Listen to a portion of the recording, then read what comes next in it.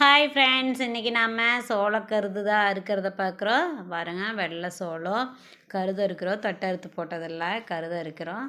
பாருங்கள், நிறைய குருவி சாப்பிட்டு போயிடுச்சு கருதில் சோளத்தை. கம்மியாக தான் இருக்குது. பாருங்கள், பூட்டையில் பார்த்தாவே தெரியும் உங்களுக்கு. நிறைய சோளத்தை சாப்பிட்ருச்சு. வெறும் கருது இருக்குது. பாருங்கள், இந்த மாதிரி நம்ம கருது இருக்கிறது மட்டும் தொலாவி நம்ம அறுத்துக்கலாம். இப்படி இந்த மாதிரி நம்ம அருவாள் வச்சு அறுத்து எடுத்துகிட்டு மறுபடியும் வீட்டுக்கு கொண்டு போயிடலாம். அப்புறம் மிஷினில் கொடுத்து நம்ம அரைச்சிக்கலாம். பாருங்கள், இந்த மாதிரி அறுத்துட்டோம். பார்த்தா உங்களுக்கு தெரியும் அந்த மாதிரி அறுத்துருக்குறோம்னு.